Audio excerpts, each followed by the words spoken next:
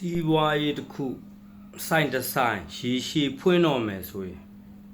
ကျွန်တော်ကိုရွေးပြောပြမယ်ဥပမာနဲ့ကိုရွေးကျွန်တော်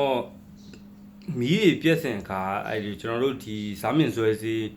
ကန်တာယာမီးပွိုင်နန်းလျှက်စစ်ပစ္စည်းဆိုင်တစ်ဆိုင်မှာကျွန်တော်ဆိုလာပြားတွေသွားဝယ်ဘူးတယ်အဲ့ဆိုလာပြားတွေဝယ်တော့ဆိုလာပြားတွေကတကယ်တမ်းကဗျာအဲ့ဆိုင်မှာ2 သိန်းကျော်တန်ပဲရှိတယ်အဲ့တော့ကျွန်တော်ရဲ့စိတ်ကကျွန်တော်အကောင်းစားလိုချင်တာတည်ရမှာရေရှိခံနေတာအဲ့တော့အကို2 သိန်းကျော်တန်နဲ့ရှိလာဘာညာမေးတော့အဲ့ဆိုင်ကျွန်တော်ကိုဂျင်းထဲကျင်တော့ဘယ်လိုလုပ်လဲဆိုတော့အဲ့2 သိန်းကျော်တန်ကိုအာရှိတယ်လားဟိုနောက်ထဲလိုက်ခဲ့ဆိုပြီးတော့အဲ့2 သိန်းကျော်တန်ကိုကျွန်တော်3 သိန်းကျော်နဲ့သူကညာပြီးရောင်းသွားကျွန်တော်ဆိုရင်တော့အဲ့ဆိုင်ကအမြဲဝယ်နေကြပတိအိုးတွေအင်ပါတာတွေ TV တွေအကုန်များလိုအပ်သမျှအဲ့ဆိုင်ဝယ်နေကြဒါပေမဲ့အဲ့ဆိုင်အဲ့တစ်ခေါက်မှာကျွန်တော်ကိုဂျင်းထဲလိုက်တာကျွန်တော်ကအဲ့တော့မသိသေးဘူးအဲ့တော့အဲ့သူ့စီကနေဆိုလာ2 ပြားအချက်ကြီးနော်200ဆိုတဲ့အဲ့လိုအချက်ပြား2 ပြားရယ်ပတိအိုးရယ်ပြီးတော့ဆိုလာမှာတက်တဲ့ကျွန်တော်ပတိအိုးနဲ့တွဲတဲ့ကျိုးရယ်သိရမလားတကိုက်ကိုအဲ့တော့သူပြောတာတကိုက်ကိုဟိုပါပေါ့တကိုက်1000နဲ့အဲ့တကိုက်1000ဆိုကျွန်တော်တော့သူတို့ဆိုင်ရာပုံမှန်ပဲကိုဝယ်နေကြဆိုယုံကြည်တယ်အဓိကတော့ယုံကြည်မှုပေါ့လေနော်ဝယ်လာလိုက်တော့အိမ်ရောက်တော့မှအဲ့ဒီဟာကိုသိတာဘာလို့လဲဆိုအဲ့ဒီကျိုးကတွေ့နေတာကကျွန်တော်လိုတော့ကျွန်တော်ကိုယ်တိုင်ဆိုင်အောင်မသွားတော့ဘဲနဲ့ကျွန်တော်နားမှာရှိတဲ့3 မင်းကိုကျွန်တော်လွှတ်လိုက်တယ်ရအောင်လို့အဲ့ကျိုးသွားဝယ်လိုက်ကွာလို့ဟိုပါပဲဟိုလဲရောက်တော့သူသွားဝယ်တော့သူရောင်းတဲ့လူကအမှ2 ယောက်ရှိတယ်ကလား1 ယောက်နဲ့ရခိုင်1 ယောက်လားမသိဘယ်ဆိုင်လဲဆိုတာတော့မပြောတော့ဘူးနော်ဝယ်ဘူးတဲ့လူတွေဂျင်းမိဘူးတဲ့လူတွေသိလိုက်မယ်အဲ့ဒီရဲ့ဆိုလာမှာတက်တဲ့ကျိုးကအဲ့ပထမ1 ယောက်ရောင်းလိုက်တော့တကိုက်ကို1000နဲ့ရောင်းလိုက်တာအဲ့နောက်တဲ့1 ယောက်စီလဲကျွန်တော်3 ဝင်းနဲ့လှုပ်လိုက်တော့တကိုက်ကို9000နဲ့ဗနကိုက်ယူမှလည်းပါလာဆိုတော့အဲ့ဟိုဟာကေသမားကျွန်တော်တို့ဖုံးလန်းဆက်အောင်အကိုလည်းတကိုက်မှ9000ပဲရှိရတယ်ဗနကိုက်ယူမှဟာခုနဝယ်ခဲ့တဲ့မျိုးစားတွေကဝယ်လိုက်ဒီကွာကောင်းတဲ့ထရပဲမဟုတ်လေအဲ့ဒါအကောင်းဆုံးပဲဆိုတော့ကျွန်တော်စဉ်းစားပါဟာငါခုနကသွားဝင်တော့တကိုက်1000ပါဆိုလာတွေရောငါဝယ်လာအဲ့ဆိုရင်ဟိရောက်လို့ငါခုနကဆိုလာဝယ်သွားတဲ့တယောက်တွေဆိုပြောလိုက်ဆိုပြီးတော့အဲ့လိုမေးလိုက်ရောအဲ့ဆိုလာအမျိုးစားကိုပါပြောလိုက်တော့သူအဲ့ဆိုလာကျွန်တော်တို့ကမရှိဘူးတဲ့အဲ့ဟိုအမှန်ရောင်းတဲ့လူကဟိုညာရောင်းတဲ့ဟိုကလားသူမသိဘူးအဲ့တော့ကျွန်တော်အပိုးပြီးတော့တင်ရောသိလားအဲ့ကြောင့်မှကျွန်တော်ဝယ်ခဲ့တဲ့ဆိုလာတွေကိုဓာတ်ပုံရိုက်ပြီးဘောင်းချတွေရိုက်ပြီးတော့မှဆိုင်အောင်တွားရှင်းတော့ဟုတ်တယ်တဲ့ဈေးမပြောတာတဲ့အဲ့အမှန်ပြောတဲ့အကူကအဲ့ကြတော့မှဟိုတယောက်ညာတာကိုကျွန်တော်တို့သိသွားတော့ဟုတ်တယ်တဲ့ဟိုကျွန်တော်ဈေးမပြောတာဆိုကျွန်တော်အဲ့ကြတော့မှငွေပြန်အမ်းတာဆိုလိုချင်တာကဗျာကိုယ်စီမှာအမြဲလာဝယ်နေကြလူတယောက်ကိုခင်ဗျားတို့တခါစားစိတ်တက်နဲ့အဲ့လိုမျိုးလိန်လိုက်ရောကျုပ်တို့အခုအဲ့ဆိုင်ဘယ်တော့မှမဝယ်တော့ဘူးနော်ကျွန်တော်ပြောတာသဘောပေါက်တယ်ထင်လားစီးပွားရေးတစ်ခုကိုရေရှည်ရက်တည်တော့မယ်ဆိုရင်မှန်ကန်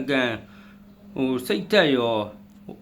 ဖောင်ဒေးရှင်းတည့်ထားရတယ်အဲ့ဒါဆိုရင်အဲ့ဆိုင်ရေရှည်သွားလို့ရတယ်ပြီးတော့နောက်တစ်ခုက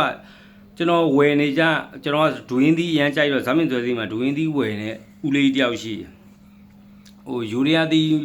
လဲစားခြင်းလို့ဆိုအဲ့ဘေးကြီးကဝယ်နေကြတော့လုံးဝဝယ်နေကြကျွန်တော်ဆိုနေမှုဦးဆောင်ဟိုသူ့ရောင်းပြီးတော့ဝယ်တယ်ဒူရင်းသီးဆိုင်နေဆိုရင်အခုဇာမင်သွဲသီးမှာအများကြီးပဲအရင်တော့အဲ့ဦးလေးစီကဝယ်ရအဲ့ဘေးကဘာလုပ်လဲဆိုဝယ်နေကြလူမှန်လဲသိရောဈေးလဲလုံးဝမလျှော့တော့ဘူးသူများတွေ2000 ခွဲနဲ့ရောင်းရင်တော့ကျွန်တော်တို့3000နဲ့ရောင်းလာပြီးတော့အဲ့တရက်ကကျတော့ယူရီးယားသီးကလုံးဝမကောင်းဘူးချိုလည်းမချိုဘူး6000ကျော်လာမြင်ပေးရတယ်အဲ့ဒါလွန်ခဲ့တဲ့3 နှစ်လောက်ကဖြစ်မယ်6000ကျော်လောက်ပေးရပြီးတော့ချိုလည်းမချိုတော့အဲ့ရှေ့မှာပဲသူခွဲနေတဲ့အချိန်မှာကိုဒွင်းတွေကမချိုဘူးနော်ကျွန်တော်ဟိုဟာဖြစ်ရင်ကိုလည်းမြည်ကြည့်အောင်ဆိုတော့အဲ့အောင်တော့ခွဲပြီးသွားပြီလေကွာတဲ့ဆိုလိုချင်တာဗျာဝယ်နေကြလူမှုလို့လုံးလို့ရမှန်းသိလို့သိရမလားလူရင်းဖြစ်သွားလို့ဟိုဘေးတသိန်းဆိုရင်လဲပေးတယ်ကျွန်တော်သူစီကဆက်ချင်းဝယ်တဲ့နှစ်တင်တော့ဆိုရင်ညီကြိုက်လားမကြိုက်လဲပေးမယ်တော့အဲ့လိုမျိုးနောက်ပိုင်းကျတော့မဟုတ်တော့ဘူးမချိုးလဲဟဲ့ဒါလေးတော့ယူသွားပါကွာမင်းရတယ်မင်းမယူဘူးဆိုရင်ငါအရင်ပြုတ်မှရပါရင်လည်းသိရမလား6000ကျော်ယူပေးပြီဗျာချိုးလဲမချိုးပဲနဲ့ကျုပ်တို့ကအဲ့ဒါယူခဲ့ရတာစိတ်ထဲမှာတော့တွေးလိုက်တာပေါ့ငါနောက်ဘယ်တော့မှမဝယ်တော့ဘူးဆိုလိုချင်တာအဲ့လိုမျိုးနောက်ဘယ်တော့မှမဝယ်တော့ဘူးဆိုတဲ့လူတွေများလာရင်ကိုယ်ဆိုင်မှာဝယ်နေကြလူတွေတယောက်ပြီးတယောက်ဆုံးရှုံးတယ် မင်းတို့ဘက်ကလည်းဟာဒီကောင်ငါဂျင်းထဲလို့ရတယ်ဒီကောင်တော့ငါအချိုကျွေးလို့ရတယ်ဆိုပြီးတော့တယောက်ပြီးတယောက်ရင်လုံရင်းနဲ့မှာအဲ့လူတွေကမင်းကိုတဖြည်းဖြည်းဆွန့်ခွာသွားတာပဲ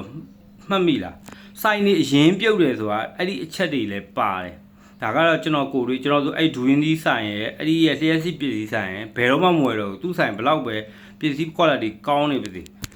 ဒီဘက်ခေတ်မှာလူမျိုးဆိုပိုဆိုးတယ်ရှင်ပြိုင်ကြီးဝယ်ယူလို့ရတဲ့ဆိုင်တွေအများကြီးပဲအဲ့ဒါဟိုမှာကိုယ်ဆိုင်ကရိုးသားမှုရဲ့ကြိုးစားမှုရဲ့ foundation ကိုတည်ထားပြီးတော့မှကျန်တဲ့ quality တွေကိုပြရောင်းရတာเนาะဒါကကျွန်တော်ရဲ့ကိုယ်တွေကိုပြောပြတာအဲ့တော့နောက်ဘယ်တော့မှမဝယ်တော့မဲ့ဆိုင်ထဲမှာမင်းပမသွားကြုံဆိုရင်ရိုးသားရမယ်เนาะပြီးတော့ကြိုးစားရမယ်ကျတို့တက်တူလဲထိုးနီး၎င်းမဲ့เนาะဒီတယောက်ကတော့တက်တူးကြောင့်နားမလဲပါဘူးကွာငါပြီးသလိုရေးပေးလိုက်မယ်ငါဂျင်းထည့်ပြီးရေးပေးလိုက်မယ်စေးအတုတွေနဲ့ရေးပေးလိုက်မယ်ဆိုလဲရတယ်ကျွန်တော်ကိုယ်တွေနဲ့ကျွန်တော်ရဲ့အဖြစ်ပြက်နဲ့ပြောပြရင်ကျွန်တော်ဒီလောကထဲစဝင်တော့ဟိုအီတာနယ်တို့ဘာလို့ဈေးကြီးတော့ကျွန်တော်အပေါ်သားလေးဝယ်တယ်တခါကျရင်ရေပြားတူးမှရေးတဲ့ဆေးနဲ့ကျွန်တော်ရေးပေးဘူးတယ်ဒါကျွန်တော်မလိမ်ဘူးမညာဘူးဒါပေမဲ့နောက်ပိုင်းကျတော့ဘာသိလာလဲဆိုတော့အဲ့လိုမျိုးတွေလူတယောက်စီကနေမတမာတဲ့နီးနဲ့အဲ့ပတ်စံကိုရပြီးသွားရင်ကိုယ့်စီကလည်းတနီးနီးနဲ့ပြန်ထွက်တယ်ပြန်ကုန်တယ်ကျွန်တော်ဆိုင်ဆိုဖောက်ခံလိုက်ရတယ်အခိုးခံလိုက်ရတယ်အဲ့ကလေးကနေကျွန်တော်သိသွားတယ်ဟိုကေသမားဘောကလည်းအဲ့လိုပဲကျွန်တော်တယောက်စီကနေရုံမှလိုက်ပြီဆိုရင်ကျွန်တော်စီကနေတစ်ခုမဟုတ်တစ်ခုကတော့ပြန်ထွက်တယ်ဆိုင်ငယ်ဖမ်းခံရတာတော့အကြီးတွေပြန်ထွက်တာအဲ့တော့ကျွန်တော်ဟိုမကောင်းတဲ့စိတ်ဓာတ်ကိုအခုဆိုရင်လုံးဝမမွေးတော့ဘူးကျွန်တော်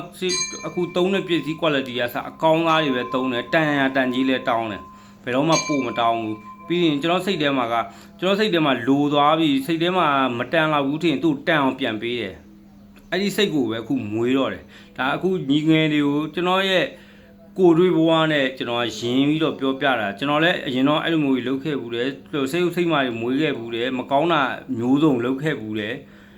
ဒါပေမဲ့အခုလုံးဝမလုပ်တော့ကျွန်တော်ရိုးသားတယ်ကြိုးစားတယ်ကျွန်တော်ရဲ့နေပုံထိုင်ပုံကစကျွန်တော်ပြင်တယ်ပြီးကျွန်တော်ဖြစ်ပျက်သမျှတော်တော်များများကိုကျွန်တော်အမှန်တိုင်းပဲကျွန်တော် line ပေါ်မှာချပြတယ်ဒါမှလည်းအတူယူတင်တဲ့ညီကိုတွေကယူလို့ရအောင်နော်ကဲအားလုံးပဲဂျီရှိမှာကိုလှုပ်တဲ့အလုပ်တွေကိုချစ်ကြပါကိုလာအားပေးတဲ့လူတွေကိုတန်ဖိုးထားကြပါလို့ပဲကျွန်တော်ပြောပြရစီနော်